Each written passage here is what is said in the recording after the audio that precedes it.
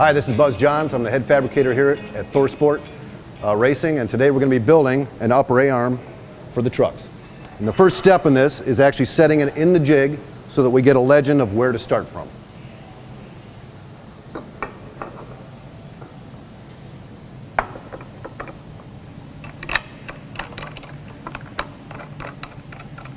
So we actually put it in here and tighten it all up, make sure it's set, so that when we go to build one, it's going to be exactly like this one. And as you can see, it fits the jig real snug. And then we just tighten her up. We check all our clearances, everything's tight. It's exactly where we want it. And now we're ready to begin building an A-arm. Okay, so the next step we're going to do here is actually bend the tubing for the A-arm so it makes a nice perpendicular transition right out of that bushing there, and it looks real nice. Fits the package better. So we got to bend our tubing in the bender. Slide the die in there and snug this up. And then just kind of give her some gas, and there you go. We're bending.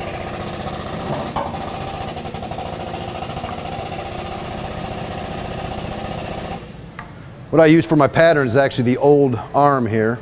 I just kind of set it up and take a look at it since we're copying it.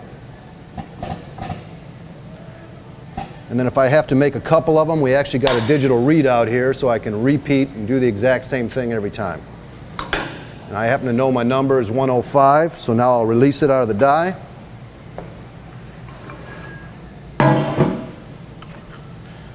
And there you go, you got a perfect bent piece.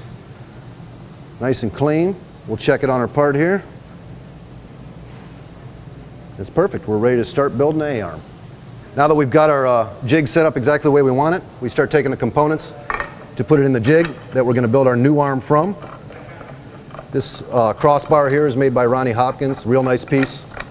They do excellent work, so it makes our job a lot easier. We set that in the jig and kind of snug it up.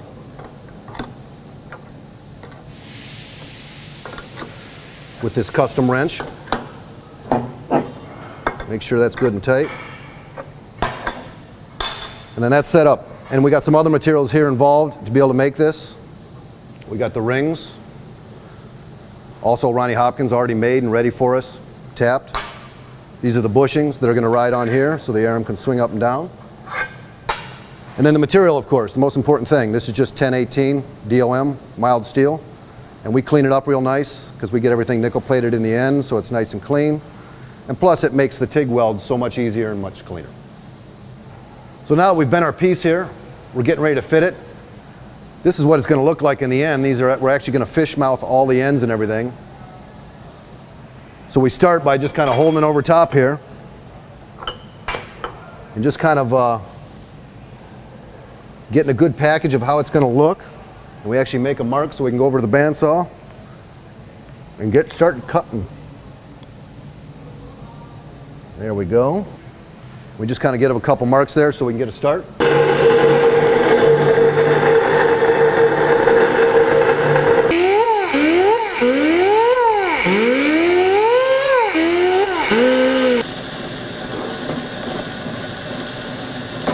Okay, we're back again with the A-arm here into the sub-assembly, so we're going to assemble everything and get prepped for weld, which is the most important part. If we can get everything nice and clean, it's going to get us a better result in the weld. And the first step is we got to anti-seize the always messy anti-seize on these bushings here, just a little bit,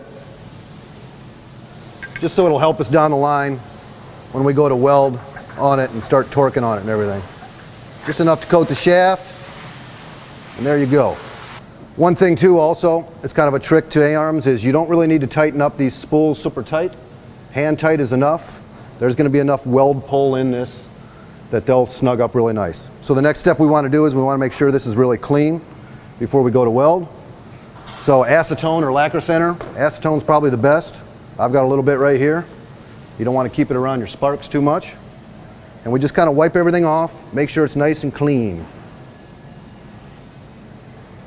If it's clean enough like you can eat off it, it's ready to weld. We wipe all the surfaces we can. And most importantly, the part a lot of people forget is to clean the inside, because that's going to draw up with heat. And I lost my air blower. So we'll make sure to blow out tubes. Get all that grit out of there.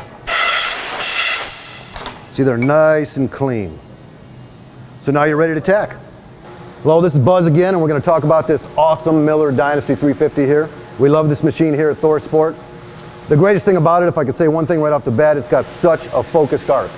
You can really get down and get a beautiful arc exactly the way you want it.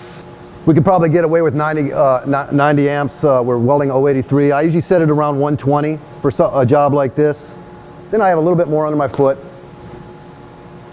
Gas-wise, we're going to run between probably somewhere around 15 to 22. We'll probably be in the 18 to 20 range for our gas. Pure argon, of course.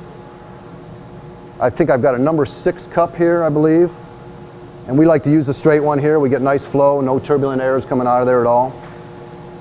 And this particular torch here is a 20F, a little bend, but you could do it with any torch.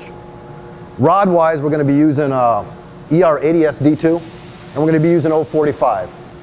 Because again, we're welding 083, so it's not like we need a lot of rod into it. We want to keep this thing cool.